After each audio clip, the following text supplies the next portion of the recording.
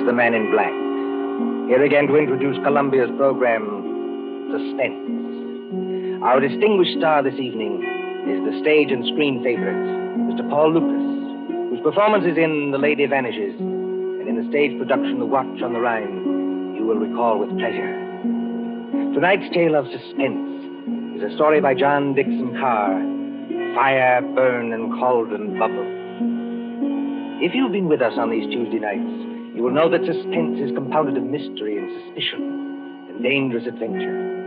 In this series are tales calculated to intrigue you, to stir your nerves, to offer you a precarious situation, and then withhold the solution until the last possible moment. And so with Fire, Burn and Cauldron Bubble, and the performance of Paul Lucas and the other members of our company, we again hope to keep you in.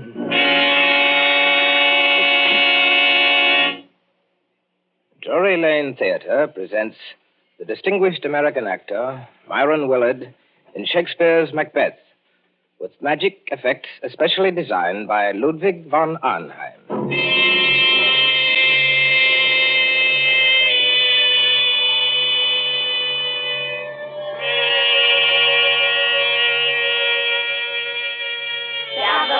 Double, toil and trouble, fire, burn, and cauldron bubble.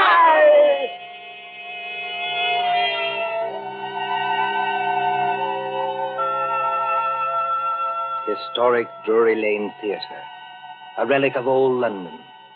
On this site, in the cramped and crooked lanes of Aldwych, there has been a playhouse since Nell Gwynn sold oranges in the pit. The present theatre, though modernized, is heavy and darkened with time. By daylight, it is a dinginess of red plush seats, haunted by old ghosts. But at night, when the lights bloom for some new production, when the murmur of a crowd fills the carpeted aisles and the orchestra begins to tune up, it is kindled with that strange magic before the rise of the curtain. Right this way, sir. E12 and 13 program.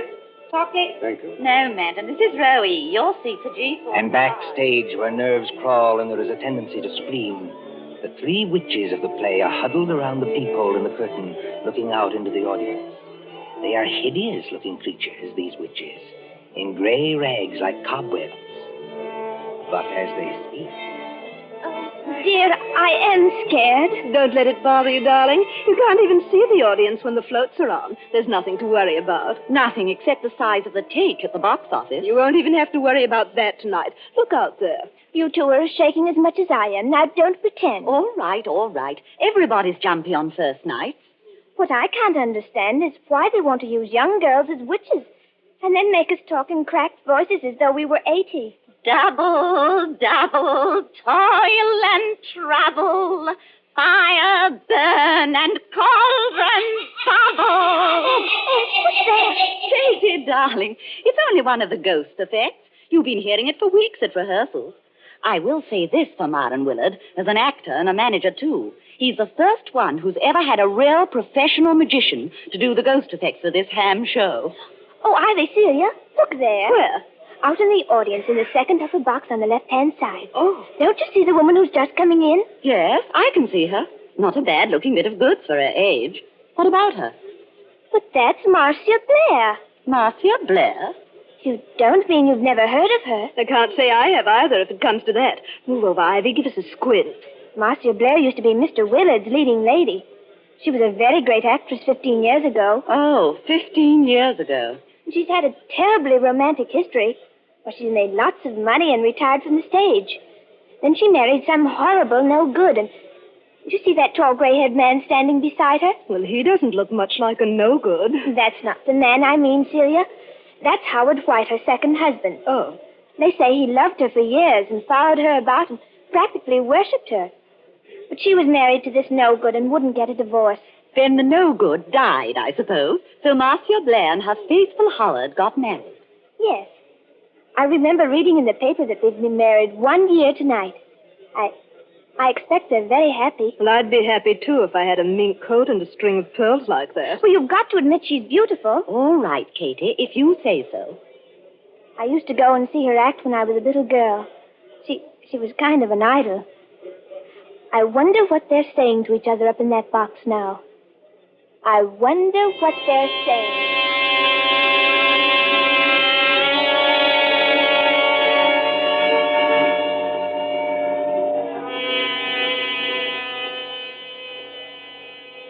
Marcia, dear, I wish you wouldn't be so uneasy. Nothing can happen to you here. You're uneasy yourself, Howard. Yes, I suppose I am a little. Howard, I know I shouldn't be talking like this on our first anniversary, but that's what worries me. What if Barry isn't dead? What if he isn't Oh, dead? listen to me, darling. Your late husband, heaven condemn his soul, died in New York more than a year ago. We have proof of that. Well, then who wrote those letters to me? I don't know, dear. Somebody playing a joke on you. Joke. If you marry him, Marcia, you won't be alive a year from then. Joke. But you're married to me, my dear, and you are alive. Shall I quote you something from another play, Howard? Well, The Ides of March are come. I, Caesar, but not gone. And it's still 2 hours. 2 hours to the time we were actually married. oh, look here, dear. This is carrying an obsession too far. It would be just like Barry to wait until the last moment, just to make it worse. You knew him. Yes, I knew him. He was a genius. I suppose so. As a mere businessman, I never quite understood this theatrical temperament, except yours, of course. Barry was a greater actor than Myron Willard will ever be. Barry could play anything, from a Cockney to King Lear. His skill at makeup wasn't merely good. It was terrifying. Oh, Howard, I am frightened. Suppose he's managed to get close to us tonight, and yet we can't see him. Well, the music started, Marcia. I shall have to go. Must you go, Howard? Really? If I break this appointment with Ferndale, dear, the deal will be called off. And since I haven't got too much backing anyway, All right, dear. I understand. Go ahead. unless you wanted to come with me, And Miss Myron's opening tonight? Oh, I couldn't do that. I tell you, you'll be perfectly safe here, dear. Of course, Howard. I know that. You're in full view of 3,000 people. Nobody could attack you. The only door to this box is guarded. Outside that door will be Miss Fenton, who's devoted to you, and a chauffeur who's even more devoted to you. What could happen, dear? Nothing, of course. And I'd prefer to be alone anyway. Yes, I rather guessed Oh, that. please, dear. It's just that I can't endure anybody being with me when I'm watching a great play. But that doesn't include you, darling. Then, if you'll accept these, madam, in honor of our first anniversary. Oh, Howard. Well, they're lovely. Of course I'll accept them. And here's a program. Got everything else you need? Yes? Yes, I think so. I just opened the door to the passage to make sure our watchdogs are on guard. Yes, they're out there, all right. Good night, Marcia. See you in an hour or two. Good night, Howard. And good luck. Miss Fenton, Bradley. Yes, Mr. White. Yes, sir. Anything wrong? Miss Fenton, you've been my wife's companion secretary for 5 or 6 years. Yes, Mr. White, and I've loved every minute of it. And you, Bradley, you haven't been my chauffeur for quite so long, but they tell me you're an ex-wrestler. That's right, sir. Champion of the Shoreditch Athletic Club. And in my prime, though I says it as shouldn't, as good a man as ever climbed through the ropes. Now, you know your instructions, Bradley. You trust me, sir. Nobody gets into this here box tonight unless it's over my dead body. Nothing must happen, do you understand? Nothing. Please, you're as white as paper. As for you, Miss Fenton, I'm afraid it's a little awkward. I know I ought to ask you to go in and join Marcia, but... Oh, you needn't apologize, Mr. White. I know she doesn't want company. She'll be leaning forward with her elbows on the box rail, just as she always does. She isn't merely watching a play. She's acting Lady Macbeth. Every line, every gesture. And I don't mean to disturb her. You won't leave this door, either of you. You trust me, sir. If... no. Anything wrong, Bradley? It is a very rummy-looking cove coming along the passage, sir, wearing a big black cloak with a red lining. Oh, that man, Bradley. That's only Herr von Auenheim. He's a professional magician and escape artist. I was just wondering... Excuse me. Don't worry, Mr. White. We'll look after her. Von Auenheim. I say von Auenheim. Thou canst not say I did it. Never shake the gory locks at me. I beg your pardon. And I beg yours, my friend. I was merely quoting a line from the play. You are not leaving the theater. Surely not walking out on Macbeth. I'm afraid I've got to. Oh, that's a pity, my friend. You will miss some of my best effects, to say nothing of Shakespeare's. when Banquo's ghost appears at the table. I don't want to hear any more about ghosts, thanks. Banquo's or anybody else's. I imagine you mean your wife's late husband. You've heard about it, then? Yes, your wife has told me a good deal. She seemed to think that in my profession I might have some charm over demons or spell against ghosts. You know, Van Arnhem, in a muddled kind of way, that's what I've been wondering myself. Unfortunately, no. I am all too human. But your problem interests me. And I confess it worries me. Worries you? What about me? As I understand it, her first husband was a half-mad American actor who later went completely mad and died in New York. His, what's the word I want? Or obsession? That's it, obsession. His obsession was Marcia Blair's eyes. Yes, always her eyes. They seemed to hypnotize him. It is not new, you know. You'll find the same motive, the eyes of a beautiful woman, all through the works of Edgar Allan Poe. Then, as I understand it, after this man's death, she began to receive a series of letters. Foul letters. Apparently written by him, and threatening her with some rather horrible form of death if she married you. I tell you, Barry Lake is dead. He can't get up out of his coffin. Oh, getting out of coffins, my friend, is not so difficult. I have done it myself. Oh, please stop joking, Van Arnhem.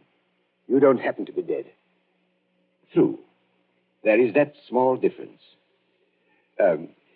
Is your wife here in the theater tonight? Yes. She wouldn't have come here except that it's Marion Willard's first night. We haven't seen Marion, either of us, in years. She's back there in box D. So I hear. I was hoping that you might invite me to share the box. Look here, old man. I don't want to seem inhospitable, but... She doesn't want company? Well, that's about it. Well, then walk back a little distance with me, this way, so that we can see the stage from the back of the dress circle. Now, the orchestra has stopped, and they'll ring up in a moment. There. Look at it. Look at what? The stage, man. The lights have gone out. All except the dim yellow footlights shining at the curtain. The last cough, the last murmur, the last rustle of program dies away in one vast, breathing hush. The curtain goes up. Let go of my arm, Van Arnhem. I've got to leave. Now, what are the stage directions? A desert place. Thunder and lightning. Enter 3 witches.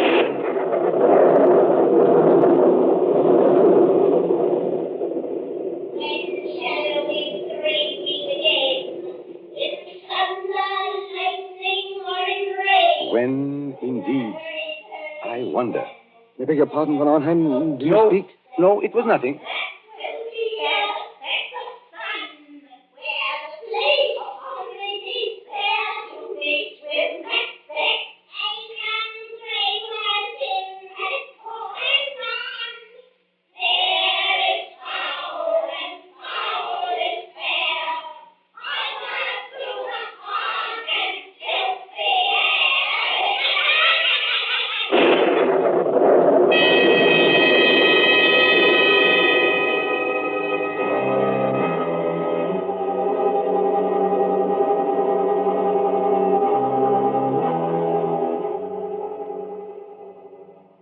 London newspapers for that year 1936, you may read how Myron Willard triumphed at Drury Lane as Macbeth.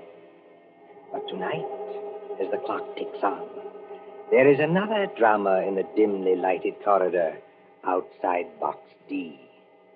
There sits Miss Louise Fenton, Marcia Blair's companion secretary. Beside her, burly and broken-nosed, is big Jim Bradley, the ex-wrestler. And when more than half an hour has passed... There's the applause, Jim. That must be the end of the first act. Yes, I hear it. Nothing's happened. And take my word for it, nothing's going to happen. Oh, she's such a likable person, Jim. And I think one of our greatest Shakespearean actresses. Well, I don't much care for this Shakespeare business, miss. You give me a good movie with gangsters in it. It's my style. Oh, you don't understand, Jim. I've seen her as Juliet, as Rosalind, as Portia, in our own drawing room without any props. I've heard her as Lady Macbeth, too. You should see her eyes. Her eyes, miss? Yes, you should see her eyes when she delivers that speech. The raven himself is hoarse that croaks the fatal entrance. Hey, miss, look there. What is it? That foreign-looking cove in the black cape coming along the passage now. Easy. I beg your pardon. You are Miss Louise Fenton, aren't you? Yes, my name is Fenton. What is it? I am Ludwig von Arnheim, a friend of Mr. White's. And I must see Marcia Blair at once. No, you don't, Governor. You're not going in there. Why not? Because nobody goes in there. Not if it was the king himself. That's orders. Now listen to me, both of you. When the lights went on, I happened to be looking at Box D from the other side of the theater. And I think there is something wrong. But there can't be anything wrong. Jim Bradley and I have been sitting here the whole time. Except, of course... Except when? Well, except when I went in there for a few seconds. You went in there, Miss Fenton? May I ask when that was? Well, it was after Mr. White had gone and just before the play started. I went in to ask if she wanted anything. She said she didn't, so I came out again. And Bradley's been with me all the time, except when he went to get a drink of water up the corridor. That's as true as gospel, Governor. One moment and listen to me. Marcia Blair is leaning forward across the railing of the box. Oh, but that's nothing, Herr von Arnheim. That's the way she always is. Does she always fall forward with her arms held straight out and her head down on her arms? You better be careful, miss. It's a trick. Trick? Why not open the door and see for yourselves? Would that do any harm? No, I suppose it wouldn't, but... Oh, there must be some mistake. We haven't heard a sound from in there. There couldn't be anything wrong. You open the door, Miss Fenton. I'm going to hold tight to this gentleman, just in case. Quiet, please. Quiet. What is it, miss? Oh. Walk in there with me, both of you. Please go casually, as though nothing were wrong. We don't want to attract attention. Now. Oh, Herr von Arnheim. There's blood all over her face. Yes. And don't begin screaming again, Miss Fenton, when I tell you she's dead. Bradley? Yes, sir? Pick Miss Blair's body up and carry her out into the corridor. In another minute, we'll have the whole theater wanting to know what's wrong. All right, sir. You win. But what about the people in the other boxes? Won't they see? They've gone down to the bar to get a drink. They won't see anything. Hurry. She ain't no lightweight, the poor lady ain't. Steady does it. Hold the door open. That's got it. Now, close the door. Shall I put her down on the floor, Governor? Yes, better do that. I never took those threats seriously. That's what I blame myself for. And if something did happen, well, I thought he'd attack her. I never thought he'd hide away across the theater and fire a shot. And you were quite right, Miss Fenton. Marcia Blair was not shot. She wasn't shot. No, take a look at the wound. Oh, I can't look at it. She was stabbed. Stabbed through the right eye with a narrow, sharp blade, which entered her brain and killed her instantly. Not a pretty death, but a quick one. You seem to know a lot about this, Governor. Perhaps I do, my friend, and perhaps I can guess a lot more. You mean somebody stood out there and threw a knife at her? Like a ready music hall turn? No, I don't mean that either. There's no knife in the wound and none in the box. The murderer took it away. Took it away? Exactly. Herr von Arnheim, please wait. You're not saying someone climbed up from outside, 20 or 30 feet from the floor, and stabbed poor Marcia in full sight of 3,000 people? That, Miss Fenton, is what the evidence seems to indicate. But it's impossible. Yet it happened. There is Marcia Blair's body. What's that? Oh, it's the warning bell for the second act. People will be coming back here any minute. What are we going to do?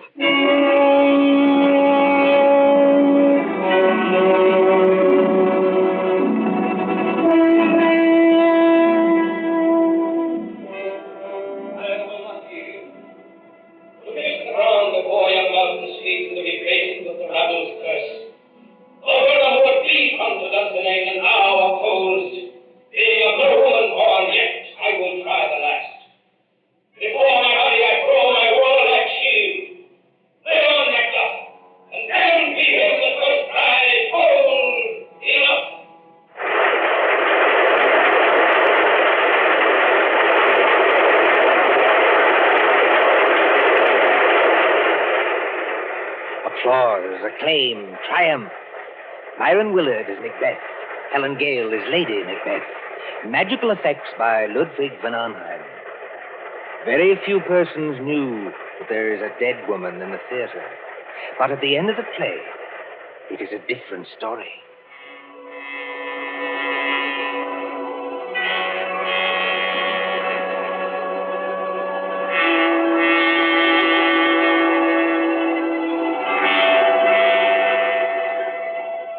The crowd files out, past a cordon of police. The lights are extinguished. The great theater is dark and mumbling with echoes. See the stage now. Only the battens or overhead lights pour down a pale blaze on two men who stand grotesquely against the background of Dunsinane Castle. One of these men is Howard White, very near collapse. The other is Myron Willard himself, still wearing his makeup, still wearing helmet and chain mail. And when Willard speaks... Howard! Howard White! Confounded man, can't you hear what I'm saying? Excuse me, madam. This is almost finished. Oh, not that I'm blaming you, old man. Thank you, madam. It's traditional, you know, that Macbeth's an unlucky play. But up to the very end, I thought I'd never done better. 11 curtain calls. No, 12. How did you like my tomorrow and tomorrow speech? I'm sorry, madam. I'm afraid I didn't hear it. Yes, poor old Marcia. She'd have hated to die like that. Marcia was proud of her eyes. Always nearsighted as an owl, but too vain to wear glasses. There's Van Arnheim looking at us from under the castle archway. Van Arnheim!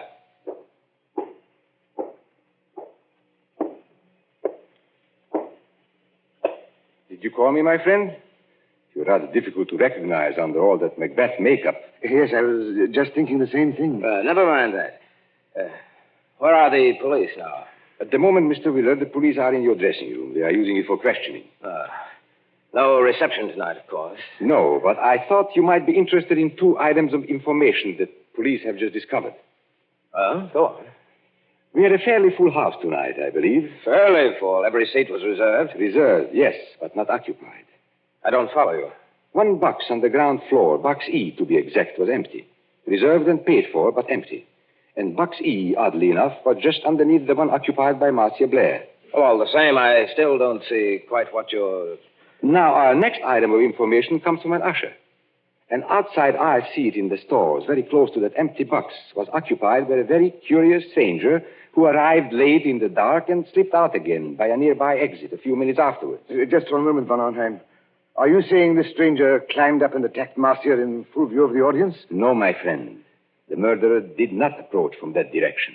Then he must have reached Marcia through the door, guarded by Bradley and Miss Fenton? No, not from that direction either. Confound it, man. It must have been one way or the other. Not necessarily. Tell me, Howard, don't you think I've got enough troubles already without this nightmare on top of it? Herr von Arnheim.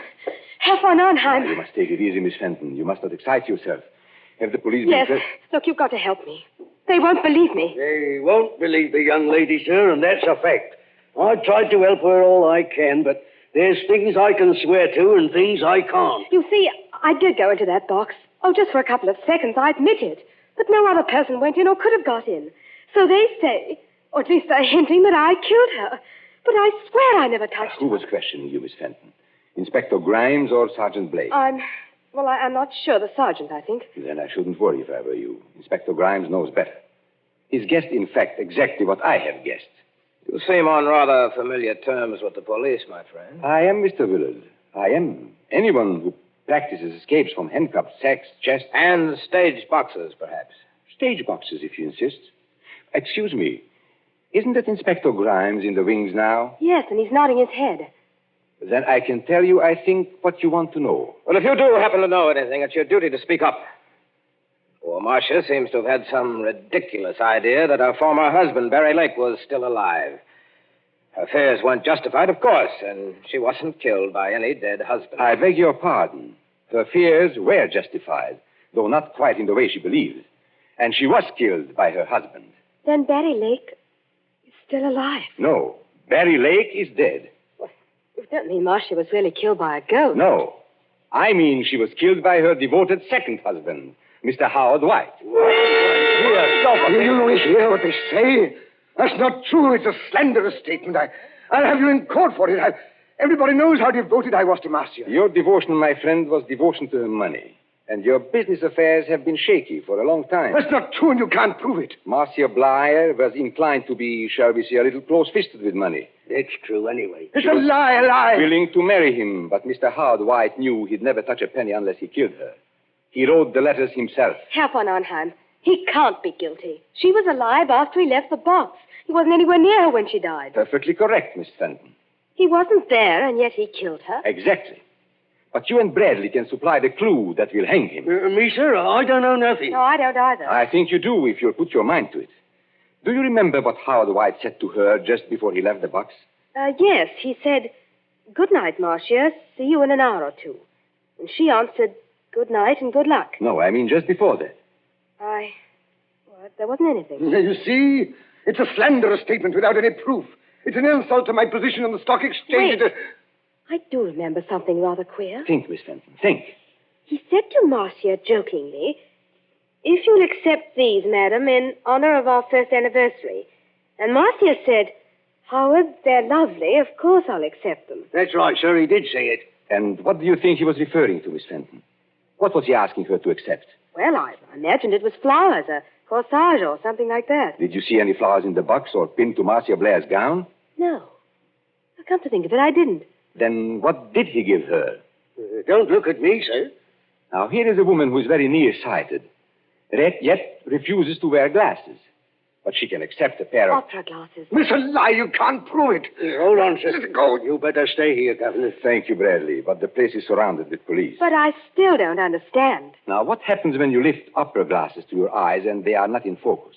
You turn the little wheel in the middle to bring them into focus. For Marcia Blair, it was deadly. You mean the glasses had... Yes, they were specially constructed glasses, Miss Fenton. They were invented by a French criminal years ago. That little wheel is a little trigger.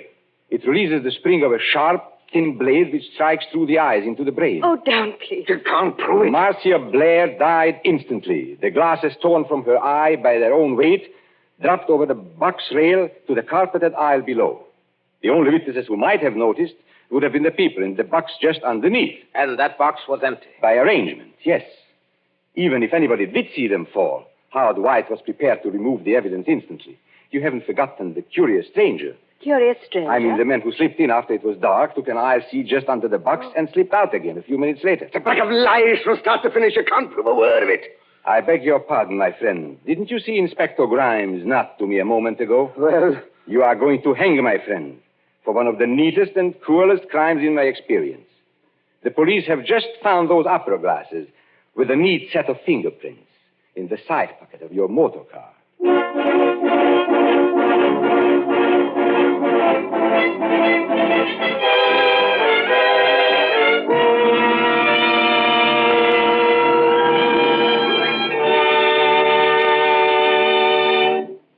And so ends Fire, Burn and Cauldron Bubble, starring the distinguished actor Paul Lucas.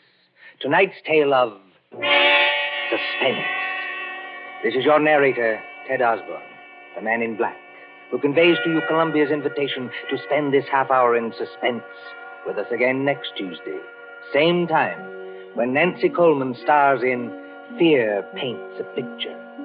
William Spear, the producer, John Dietz, the director, Bernard Herrmann, the composer-conductor, Robert Salmon, studio technician, and John Dixon Carr, the author, collaborated on tonight's Suspense.